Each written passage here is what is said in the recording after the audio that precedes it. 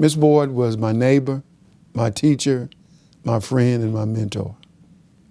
Miss Boyd was a lady of perfection, very much committed to preparing students to see beyond where they were. Everything about her demanded perfection, excellence. As children, we saw it as being hard. But as I grew older, I saw that what she was doing was preparing us for a world that was, at that time, racially segregated, but it demanded from us an attitude of excellence and commitment. She was from Okmulgee, Oklahoma, grew up, and actually, she came to Okmulgee from Dublin, Georgia. Her father brought her family to Okmulgee at the beginning of the century from Georgia, expecting the opportunities of Oklahoma. She went to school at Dunbar in Okmulgee, graduated, and at that time, this is 1920s, she wanted to go to OU, but because of OU's racist and Oklahoma's racist laws, she went to the Detroit Conservatory of Music and got her degree in music. She was born in 1904, died in 2008. Gave 43 years to teaching in Chickasha. And again, looking through some of her papers, she had an opportunity, was recruited by Jarvis Christian College in Texas to come and be their music teacher. She didn't take it. Everybody knew her from going to church with her. Again, that she was about excellence, perfection, doing your best. Even if you had any intent of kind of acting, as she would say, acting the fool, you didn't dare do it around her. She was an inspiring woman. Again, I'm old enough to where I remember her talking about meeting personally W.B. Du Bois, Mary McLeod Bethune, and talking to us about the power of knowledge and how it could change the world. And we should be prepared because the world will change. The things she told us and taught us as children, I remembered as I got older, and some of the things, the scriptures she would read to us in school. At a time when you could read the Bible, teachers could read the Bible. Her favorite scripture was Philippians 4:4. You know, that if there be any virtue, if there be any praise, think on these things. And so she was an advocate of positive thinking and about the fact that your thoughts are your dreams and thoughts are things. We didn't have a football program at the Lincoln, but we could walk 4 blocks to the white school and play. And we had to leave during her music class. And she would make it a point to remind us that education was first, and that it's a world beyond playing things, and that we should be committed to, again, excellence. And that thoughts are things, you know, if there be any virtue, if there be any praise, think about these kinds of things. Of course, we still left, but she put it on your mind. We have always, as a people, known in the teachers who saw as their life's work the uplifting of the race through education. That she was, as she said about her father, she was a race woman. She knew that at that time, racism denigrated black people. And she wanted all of her students to stand with their head erect, stand up, to be articulate, to be knowledgeable, and not fear what was in front of you. I think that we've lost something. What I would want students to know that they have a lot of opportunity, but they don't have the knowledge of who they are. Whereas Ms. Boyd and teachers like her, they were committed to reminding us of who we were, what we had to do, and what legacy that we had to share with others, and that we had to lift as we climbed. As we rose, we had to pull other people up with us. To me, that's the kind of person that she was. And that was the message that she showed in teaching music and how she worked with young people and with the community. But during my middle school days, I attended Booker T. Washington High School. And I remember then that we had wonderful teachers. Most of our teachers, a lot of teachers then had master's degree. And even though the material that we received was inappropriate, it wasn't on the level that it should be. They were used material. The books that we received were outdated books, but our teachers did their best and telling us how important it was that we got an education. And even though we had this inaccurate material, such as football equipments, it came from the white school. The typewriters, they send the typewriters over, which were used. Sometimes some of them would not work. And our lab material and our band uniform they sent over, which the band color of our school color was purple and gold. And their color was black and red. And we would have to we wore the black and red uniforms at the purple and gold school. And we also had to use their football equipment after they finished with them. And even at that, we still were able to succeed. My senior year, we won state championship. Even though we had all of these pads and stuff that had been used and torn, we still was able to succeed in our football team in state championship in the district in Oklahoma. I mean, this is what the community taught, that we should get an education. And the only way that we could move forward was to get an education. Now, in the community that I lived in, most of the people surrounded me, and my neighbors were nothing but educators. My mother was an educator, my aunt her sister was educated, and her husband was educated. And on my father's side, I had 3 aunts who were educated and other cousins. And they placed a value upon God first and family second, and then education, but all of it was integrated into one as the goal of the community. Well, actually, I didn't know of any other way because, as I was saying, I was surrounded by educators. In fact, I lived next door to the school. And the lady in my neighborhood, there were about 8 or 10 people who were educators. And I don't know, it was like I had no other choice. It was like education chose me because of my surrounding, because of my environment. I decided to go into special education because of the fact that I guess I read a lot about, it was during the Kennedy administration, and it was an emphasis that was placed upon mental retardation. You know, they had a sister who was mental retarded. And in the experience, and I started teaching the 2nd grade, and I saw that there were some children who did not have the ability to do certain things. And they came down from the State Department and was testing children to see who qualified for special education. And I was informed about a traineeship that the state of Oklahoma was offering. And I applied for this traineeship.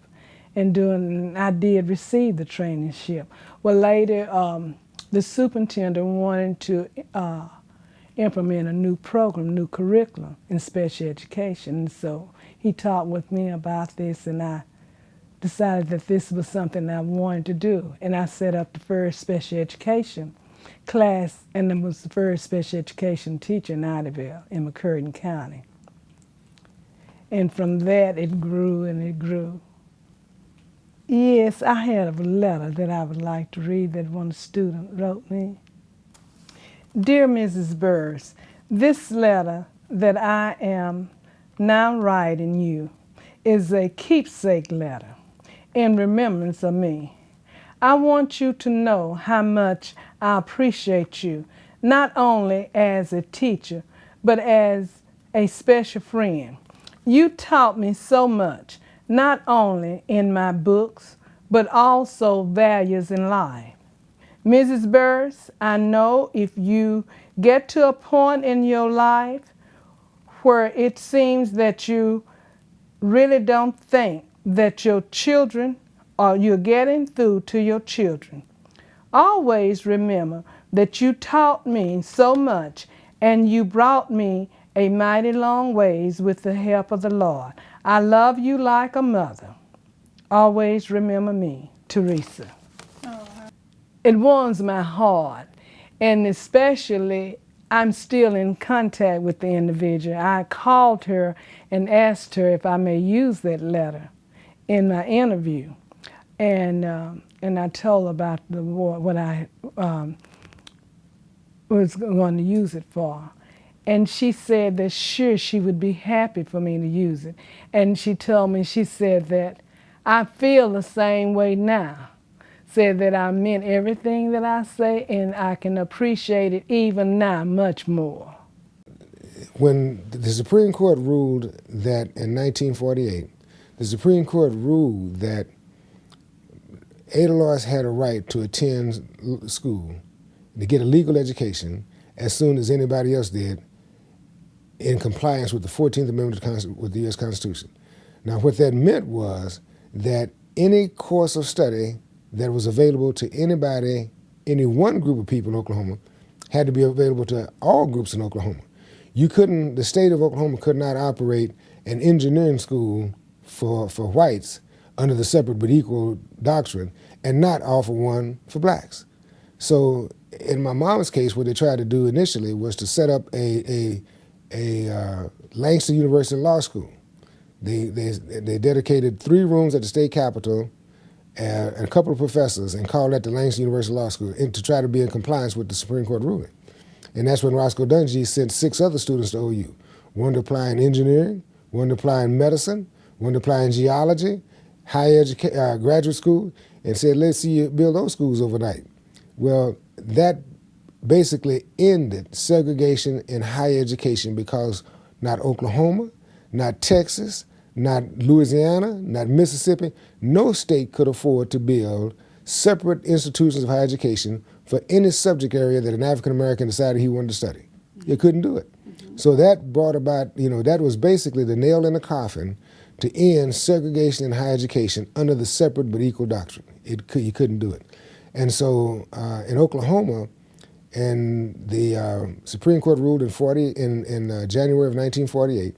In the fall of 48, about 6 or 7 months after that, George McLaurin became the first African American to be admitted to the University of Oklahoma, and it was to attend graduate school. And over the next several months, several other students got into OU.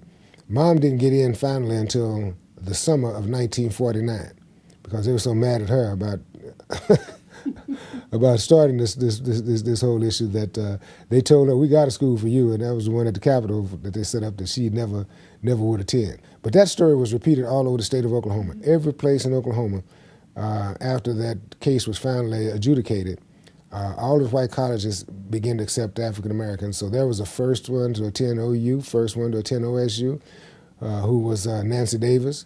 And throughout the state of Oklahoma, at all of the colleges, they began to have to accept African Americans, and all over the United States. And that was all predicated on that one decision.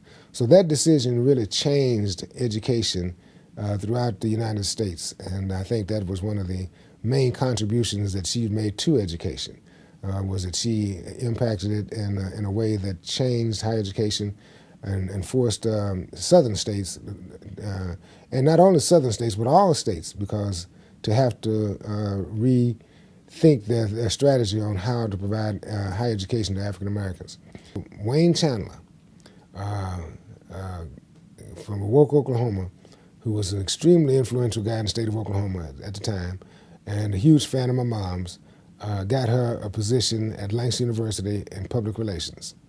And then she went on to teach a few classes in law, in pre-law, and enjoyed that so much that she kept teaching. Went back to her bachelor's degree is in English with a history degree, minor history.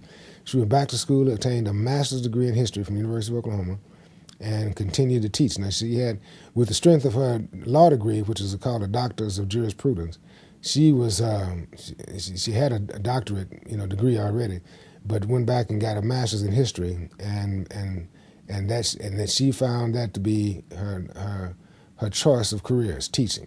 And so she taught at Langston for God knows how many years, from as long as I can remember. When I was a kid, I know that for me it was I always known her working at Langston from then until she retired. What she really loved was challenging students, and students that challenged her.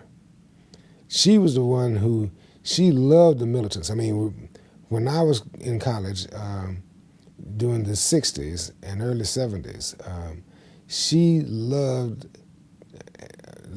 the kind of students that were activists, that were wanted to make a difference, and she just loved those kind of students. And but she instilled in them the idea that you can be a model for change, but you also got to be smart. You got to get to work. You got to know what you're talking about. You got to do your homework. And so it was usually the troublemakers of the campus. And whenever something happened on campus that was trouble, like an underground newspaper, protest movement, those were usually her students. They were behind that. Protest at the state capitol, those were usually her students behind that. And she just loved those kind of students. Mr. Charles Henry Sr. was my father. He not only was my father, but he was my high school science instructor. I took my chemistry, biology, and physics classes from him in high school. Mr. Henry expressed his views on education by the way he lived his life. He demonstrated for his students that they should always pursue their interest and develop their talents. He was forever taking classes, and I recalled as a little girl that he would read books in his spare time, but they weren't novels. He would read calculus books and physics books, and he would have a pencil and he would be working through the problems. And I always wondered why he would make that choice when he could have been reading magazines. One of the things I also remember is that he challenged students to compete with each other to achieve the highest scores. As his daughter, I knew that he would always be as impartial as he could be in grading his own children. One of my classmates was Clarence Wilson, who grew up in Lawton, Oklahoma, and later resided in Oklahoma City. Clarence and I and other students in our class, the 1963 Lawton Douglas High School graduating seniors, we all competed with each other for the best grades. Clarence was a very smart guy, but I thought I was smart too. And I always wondered whether my father gave him a little bit of an edge because I was his daughter. But Clarence did pursue initially a career in pharmacy, the sciences, and later went on to law school. And we were always friends up until his untimely death in the Oklahoma City bombing. Mr. Henry was very well aware of the challenges that his students would face in a segregated society. Therefore, he and his fellow teachers did all that they could to push the students to excel in their studies so that they would be able to navigate the environment upon their graduation. One of the advantages of segregated education was that the teachers lived in the community, particularly the black community, along with their students. They were able to interact with the parents of the students and share any concerns that they had about the students' progress. In this way, the parents and the teachers reinforced the need for the student to pursue their studies seriously. I believe that the Oklahoma African American Educators Hall of Fame should honor Mr. Henry by including him in the Hall of Fame because he was an outstanding educator. He was an outstanding role model for his students. He demonstrated to them that learning took place in the classroom and outside the classroom, and that you should pursue a lifelong interest in improving your education. He himself did that by continuously taking classes, not only in his chosen field, but in other fields, in order to provide the highest quality education for his students possible. Mrs. Hunter, as a black college graduate, had very limited career choices. She had a passion for teaching home economics, so I believe that even if other options were available to her, she would have chosen to be a home economics teacher because she was great at it. Mrs. Hunter was indeed an outstanding educator in the Lawton Public School System and the Oklahoma City Public School System. As a testament to the impact that she had on students' lives, many of her students from Lawton Douglas and Oklahoma City Douglas kept in touch with her over the years. One student in particular, Valeria Houston, kept in touch with her up to the time of her untimely passing recently. Valeria always let her know how much she appreciated all of the things that Mrs. Hunter had attempted to impart to all of her students, and how much she benefited by Mrs. Hunter's example. And I myself believe that Valeria personifies Mrs. Hunter as a grand lady who commands respect wherever she goes. One of the strengths of the black segregated schools was the high expectations that the teachers had of the students. Mrs. Hunter, in particular, set very high standards for her students. In our home economics classes, we were well aware that we would have to redo our work, whatever we were studying, if it did not meet Mrs. Hunter's standards, and her standards were very high. She knew that she was preparing her students, who were mostly black young females, to become not only homemakers, but also to enter the world of work. Therefore, she groomed us to have proper etiquette, proper grammar, proper manners. She wanted us to achieve perfection, so to speak, in all that we attempted. Mrs. Hunter belonged to many educational professional associations. She was a life member of the Vocational Home Economics Association.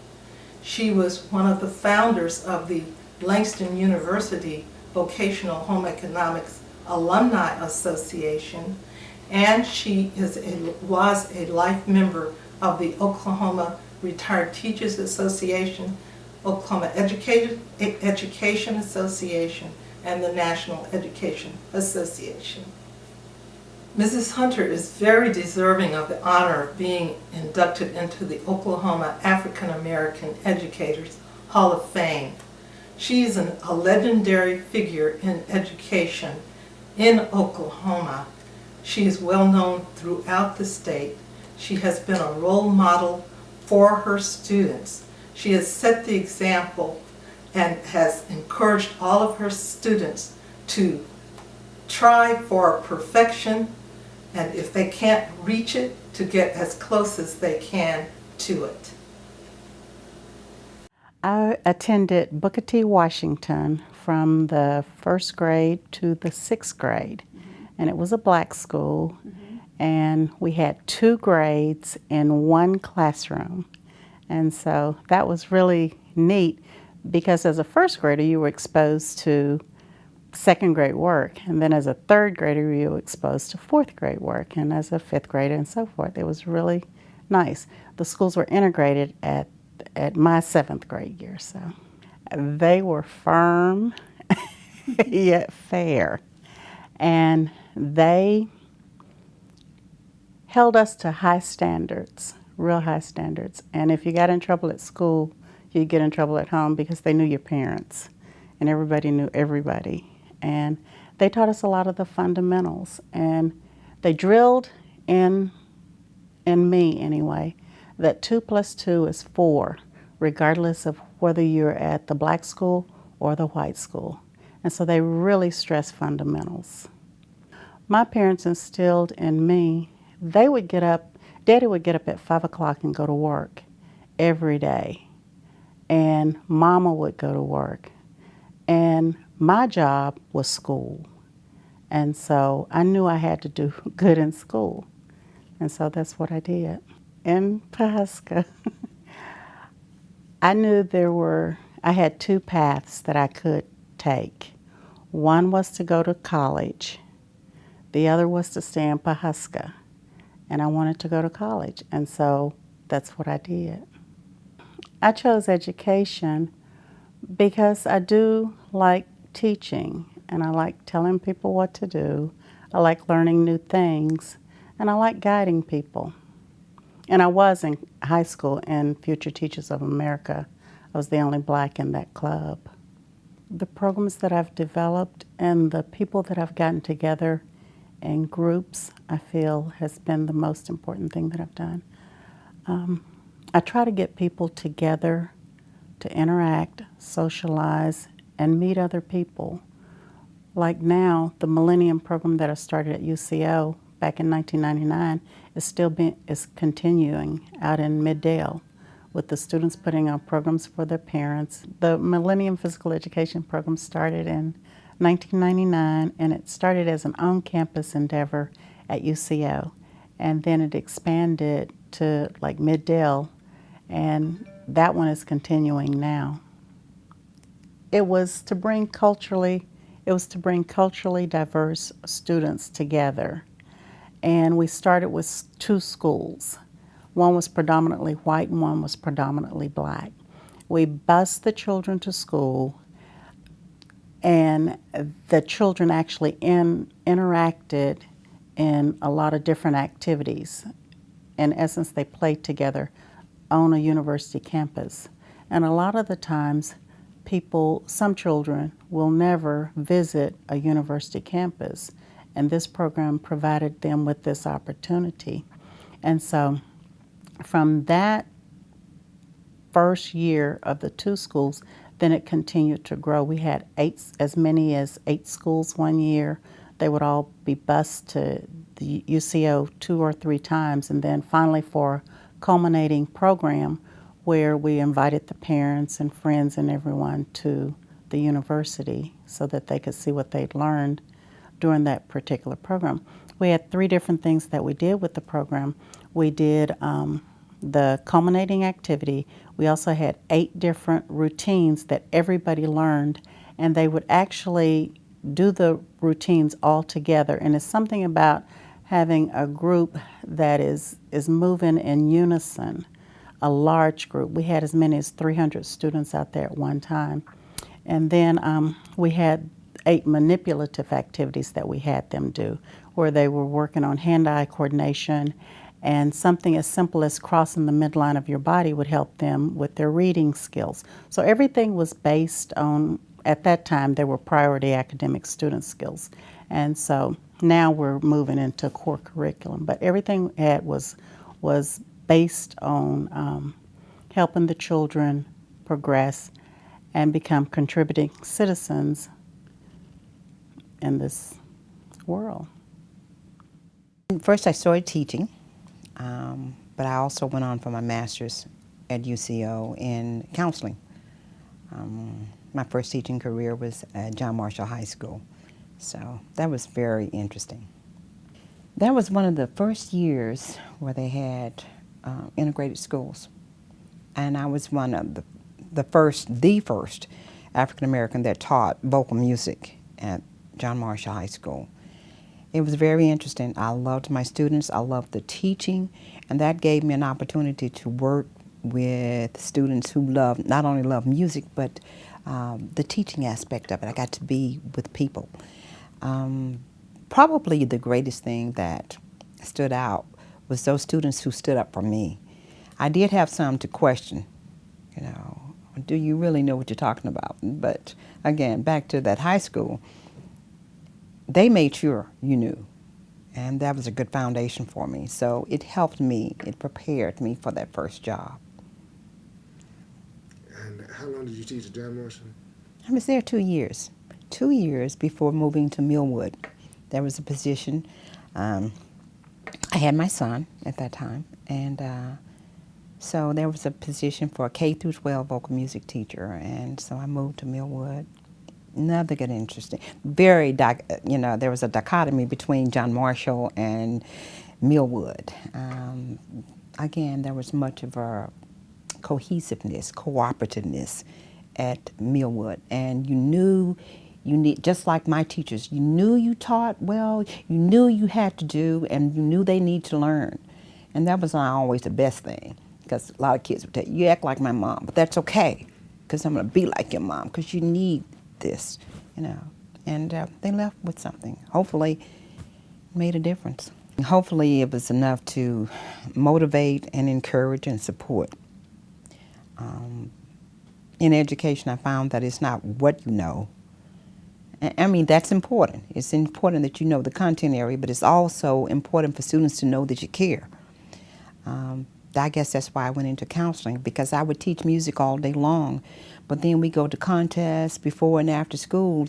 You're with those students on a personal basis, and they need to know that you care for them, that you're with them. That needs to be one area that they feel very good about themselves. And so I feel like hopefully I added to that, was able to give students back that they felt it was okay. I can come to school. I know I can do music. Not that it was easy, but it was different. There were 3 deaths in Millwood Public School, and I was called back. I was counseling then. I was at the university, but I was called back to help. There was a tragedy where a student had been killed, so I went back to work with the students and the faculty. I established a crisis team. There were the 95, 96, and 97. There were 3 deaths consecutively for those 3 years. And we were able to work with the students, establish a crisis team, and allow them to deal with it. There was a memorial service that was set. And I really didn't think about that a lot until Miss Lynette Thomas, who sent a letter to me thanking me for that. So it wasn't just one student, there were a number of students. But I would say probably my greatest contribution was when I see students, I want to see, where are you going to school? Where are you in school? And they know those questions are going to come out. So motivate, support, probably the greatest attributions. Because I love the high school students. They will tell you what they think, and, you know, it's like, get with it. However, the college students were grad students, so they were teachers. So I taught and helped train teachers to go into the guidance and counseling area. That was an influence. And I always would tell them, one day you're going to have my grandkids, and so I want you to be ready and prepared. And that has happened. And Edmonds School District, one of my students had the opportunity to counsel my grandson, who, after losing his grandmother, was very upset. Being in counseling, you hear a lot, and there's a lot of confidentiality. There's times where, and hopefully, people will share things with you that you can't share with anyone else. And so knowing that you're close enough, that you're professional enough to honor what they're feeling and what they're going through at that time. And then in high school, my favorite teacher of all the years I went to school was Horace Hughes. He was my English teacher and senior sponsor, I believe. And Mr. Hughes was I just thought he knew everything that ever needed to be known, and whatever he said was gospel. It was a good. I had a good education in Tulsa. I had this one teacher. Her name was Miss Copeland, and she was young. You could tell she was about 23, 24 years old. And she was my freshman English teacher. And she wanted us to diagram sentences. Well, I had just come out of Tulsa, Oklahoma, where Mr. Hughes had said, that diagramming is crazy. You don't need to do that. Just learn how to tell me how every word in this sentence is used, and you'll be just fine. And I believed him. So when she says diagram, I said to myself, I don't need to do this. And she flunked me. The first 9 weeks of school, I got a D, F in English, and I went to see her. Miss Copeland, what is this? She says, Miss Hopkins, you have decided that you are not going to diagram, and I've decided that you are. And I said, I got you. I'll see you at the end of this next semester. I've never forgotten that. She's still living in Houston, Texas. I've never forgotten that. That was the most impactful thing that happened to me, and maybe it caused me to think more seriously and realize what I tell kids very quickly now. You need to study the teacher and see what the teacher wants first before you decide what you're going to do. My first superintendency was in Gary, Indiana, and that was in 1988. Gary, Indiana, and I did that for 3 years. And then I came back to Oklahoma City, and I worked as what did he call me, an administrative consultant to Dr. Art Steller, for a year. Then I went back into the position of assistant superintendent for a year, and then I became superintendent of Oklahoma City Schools. Only that they recognized that they were there because of children, and their job was to cause children to learn. That's all, nothing else. Just do that. You know, and I'm vehemently opposed, you've probably heard this, to corporal punishment. So I wouldn't work a place where they punish children. You know, I just can't do that. But that was my only thing, that this business is here for children. I used to tell my teachers at one school, do you realize you wouldn't have a job if you didn't have these kids? These kids were not here. This school is for the children, not for you. So we do things to enhance the life and the learning of children. Not for your comfort. I hope you'll be comfortable in doing it. But our business is children. I'm still that way. I was always trying to find a way to make things better for slow learners and poor children. They are not the same, you know. And when I think of the different programs that I enacted at the different places where I worked, they always went towards lifting up the children who are having the greatest struggle. When I was growing up in Tulsa, I saw schoolmates who were probably great people, but they were ignored because they were poor.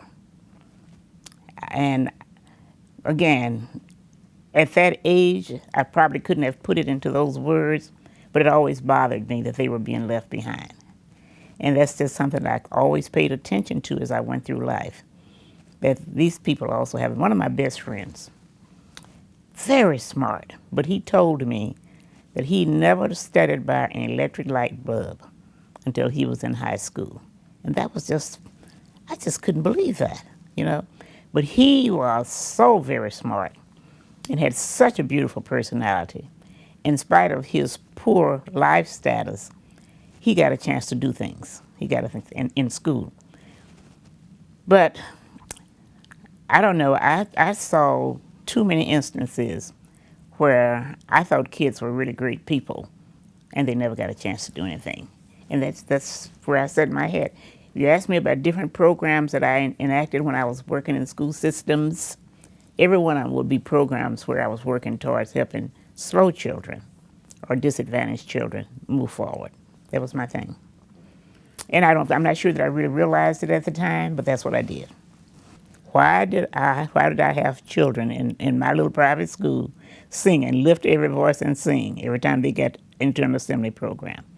I am a firm believer that if we don't take our history with us, how's that saying going? If you don't know where you came from, you won't know where in the world you're going, and you sure won't know when you got there. I have always believed that African American children needed to understand the road that we trod to get where we are. And because if we don't do that, we will slip right back to where we were because we don't understand the price that was paid for us to get there. I find it very important that kids get that history. And singing that song every time they get together is just one little bit piece of that. Oh, yeah. Children need to know that there's a road that they can travel, all right? And a Hall of Fame, my goodness, if we do our job and we teach our children our history, that road that we trod, and they're able to see after all of this, we've got a Hall of Fame with all of these black people who are running school districts, that's encouragement. And we need to do things to encourage our children. We need for them to see that the color of their skins don't mean nothing. You can do anything you want to do if you put your mind to it. I think it's an important thing to have this African American Hall of Fame. Willard Giddings Parker. Willard Giddings Parker was the vocational agriculture instructor and advisor for Manual Training High School. And I say instructor and advisor. He taught first, and then he advised us in our livelihoods, in leadership and all of the things in community. So, instructor and advisor. He told me about his early boyhood. He worked on a farm, a large farm. He wanted to further his education. And in those early days in Oklahoma, you had few high schools. So his high school that he could attend was either in Muskogee or at Langston University. Langston had a combination high school college. So his choice was to go to Langston because he had sisters that had already gone to Langston before him. So he proceeded to Langston, finished his high school, and then he was enrolled in agriculture. He told me his experiences. He had worked on a farm all of his life, kind of like all of us. We worked on a farm all of our life, and your first motivation would be to move on to something else, and how he was going to move on to something else, and his brother-in-law enticed him to pursue agriculture as a lifelong profession. WG was a visionary. He was a strong leader. And he had a sense of community. He knew all of those traits had to come together in making a real man. Being a vision, being a leader, and a sense of community. And that was the lifelong lessons that that have been instilled in me all these years. That you have to reach out to humanity, and not only reach out to humanity, but in a very, very direct way, standing up for rights, promoting good deeds, and promoting youth. That was W.G. Parker's mantra. If you know Muskogeans always thought of themselves as being urbanites. And so you can imagine bringing agriculture into Manual Training High School because, in those days, as much as agriculture was a part of our life, you had a sense that some students wanted to get away from it, wanted it to be separate. They would always call us WG's boys because they knew we were embedded in agriculture. So that was a real challenge for WG, is to instill a program in an urban community as Muskogee was in those days. But not only did he instill this program in the school, it became the #1 program because it produced the school's leaders. And go back to that leadership. He instilled leadership in his students. Take the lead, be men, stand up for what's right. And usually those boys gravitated in being student council president, not only NFA president, but student council presidents. His ability to inspire young boys to be men And not only be men, but be men of substance. Men that have gone on to great careers in these United States, men that have had international careers, and I can vouch for that have worked with presidents at the highest level in society. Men that have taken on challenges in their daily lives to make life better for those who come from behind them. These are legacies that you want our posterity to know about. And putting WG in the Hall of Fame, we are hoping that students from all over will come and pick up his bio. Look at all the accomplishments that he has made over the years, the lives that he's touched. Just to give you an example, he touched me. And in my own career, I've been all over the world and I've touched the lives of others all over this world. And so those lives were touched by W.G. Parker through me. I just want, and I'm just one of his students. Just think of all the others that he touched and what they've and who they've touched. That legacy must be maintained in the Hall of Fame. Separate but equal. I never quite understood that, because I felt like that I was a person who quick to learn and wanted to be a part of the community. And I wanted my children that I taught, I wanted to motivate them. I wanted to inspire them. I wanted them to be the best person that they could possibly be, whether they went into the teaching field, whatever they did. I wanted them to be the best.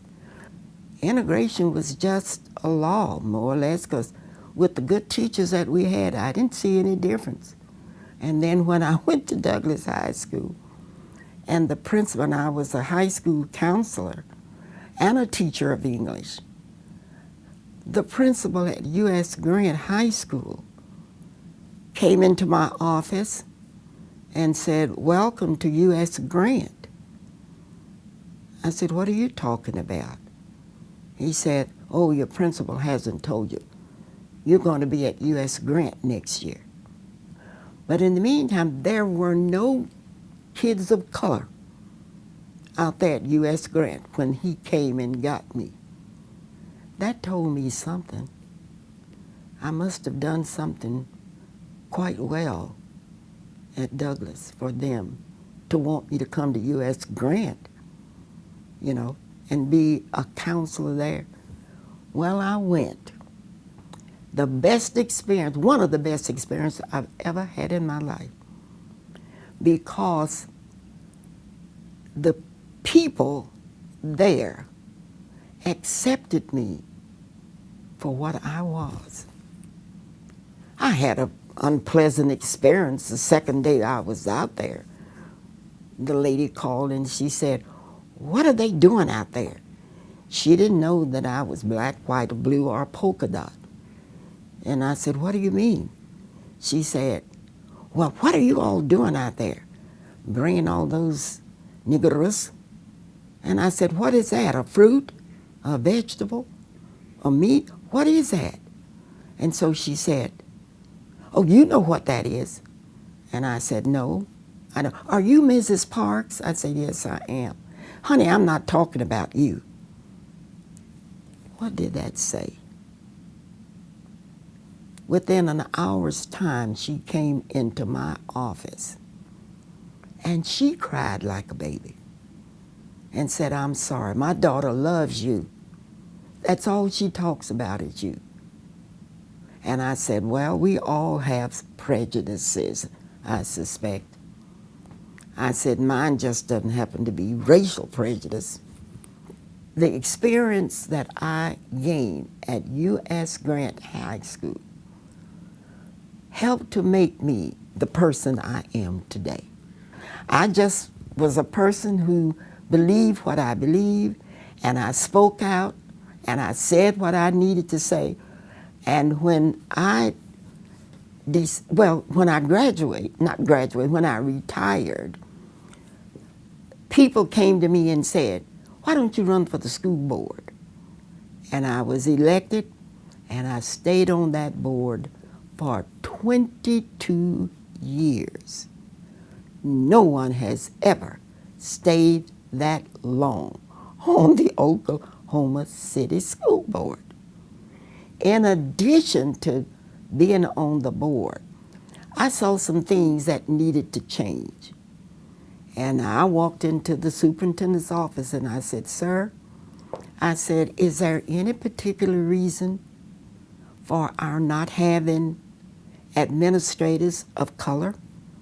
And he said, well, we just don't have any qualified and ready. What do you mean?